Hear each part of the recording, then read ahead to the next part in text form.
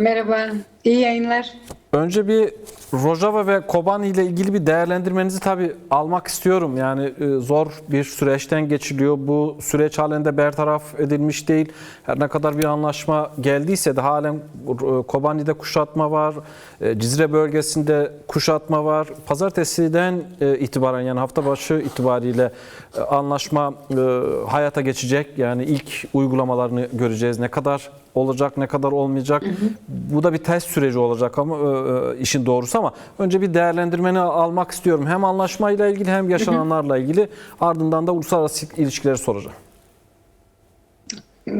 Yani hani bu noktaya gelinebileceği aslında tahmin ediliyordu. Sadece işte ne zaman olacağına dair bir bilgimiz yoktu.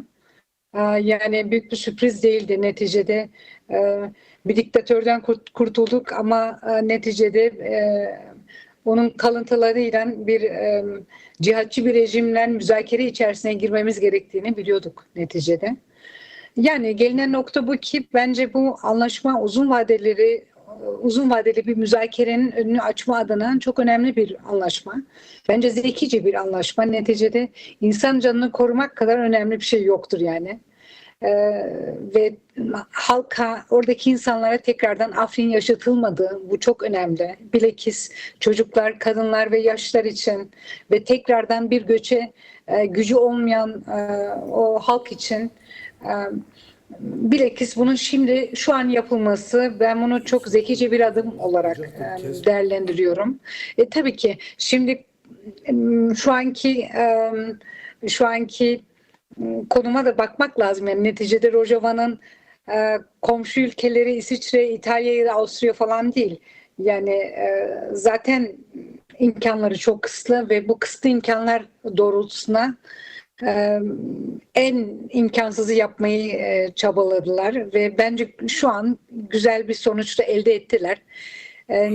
Yani belki İşte bu sonucu kalıcı hale getirmek, anayasal bir çerçeve oturtmak, garantiler oluşturmak için, ya uluslararası güçler işin içerisinde, yani bir sahadaki direniş, yine dünyanın her tarafına yayılmış protestolar, Kürtlerin içinde yer aldı. İşte sizin yaşadığınız ülke Avusturya, Viyana'da da tablo farklı değildi.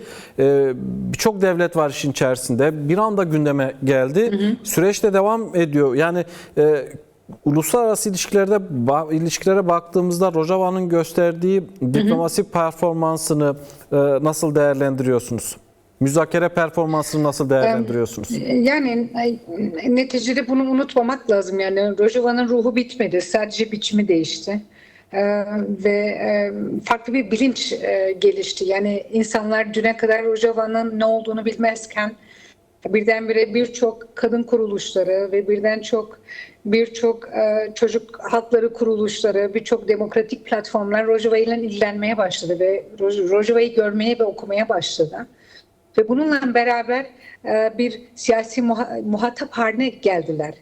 Ve bence Kürtler kendilerini bazen çok acımasızca davranıyorlar ya da kendilerini çok fazla eleştiriyorlar. Bence biraz da takdir etmeleri lazım. Çünkü gelinen nokta o ki neticede belli aktörler tarafından da önemseniyorlar. Yani tabii ki farklı aktörler bu diplomasi çerçevesi içerisinde hepsi yer alıyor. Bunların hepsini iyi değerlendirmek lazım ama bence Kürtler de bu diplomasi çerçevesi içerisinde kendi rollerini çok çok iyi oynamalı. Yani demem o ki şu an Jolani seçilmiş bir cumhurbaşkanı değildir. Yani şu an bir anayasa yok ve Kürtler bu anayasayı beraber yazabilme rolüne girmeli ve bunun için dayatmalı. Neticede ister kabul etsinler ister kabul etmesinler, Kürtler dünyayı büyük bir vahşetten kurtardı ve cihatçı çetelere karşı savaştı. Ve aynı zamanda da patriarşin ortasında kadın erkek eşitliğinin ve kadın özgürlüğünün mümkün olabildiğini gösterdi. Yani farklı bir demokratik dünya görüşünün cihatçı çember içerisinde mümkün olduğunu gösterebildi. Yani şu an belli aktörlerle muhatap haline gelip de ve bu aktörlerin rollerini bence daha çok konuşmak lazım. Yani Amerika işte şu an ne yapabilir? Bence Amerika yani silahlı dengeyi bir şekilde koruyabilir. Fransa ne yapabilir? Fransa şu an Fransa olmazsa Avrupa Birliği yok, yani pasif kalır.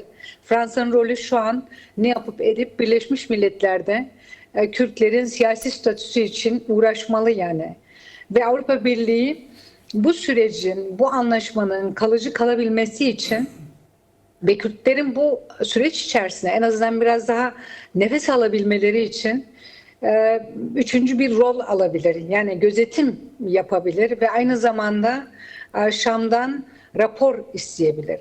Ve bu bütün Van der Leyen'in bir şekilde söylediği inşaat fonlarını belli kriterlere bağlayabilir. İşte demokratik kriterlere bağlayabilir, insan hakları kriterlerine bağlayabilir.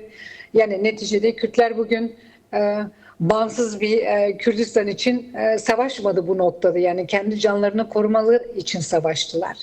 Ve aynı zamanda Avrupa'yı büyük bir beladan kurtardılar. Yani bu noktada Avrupa'nın topu Avrupa'ya atmak lazım ve bence topu Avrupa'ya attıktan Bunlar sonra tamam. da Berivan bu Aslan. diplomasi efendim. Bunlar tamam.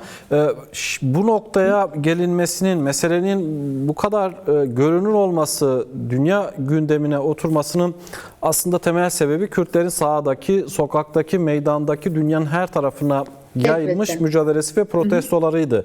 Ve bir yeni durum daha oldu. Geçmişte bu yok muydu? Vardı, daha azdı ama şimdi çok daha arttı bu. Dört parça Kürdistan'da dünyanın neresinde olursa olsun insanlar amasız fakatsız bir araya geldiler. Bu sonuç ortaya çıktı. Dolayısıyla bu güç, Kürtlerin elinde de böyle bir güç var. Ya bu deneyimden yola çıkarak bundan Tabii ki. sonrası için neler yapılabilir? Kürtler yani birden fazla alandan söz ediyorum tabii ki, saha, sokak, meydan, diplomasi. Ya tabii ki hani bunu unutmamak lazım, yani hani diplomasi bir romantik diye yaklaşmamak lazım, yani hani Amerika tabii ki bizimle bir müzakere içerisine girdi. Oradaki Kürtlerle bir müzakere içerisine girdi ve Orta Doğu öyle bir şey ki her şey mümkün Orta Doğu'da. Bunu unutmamak lazım yani.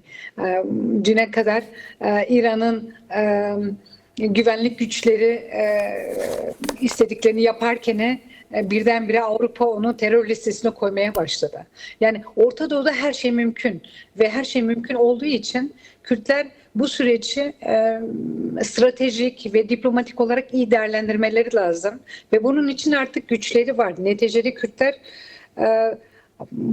o bataklığın sadece mağdurları değiller, aynı zamanda kahramanları da.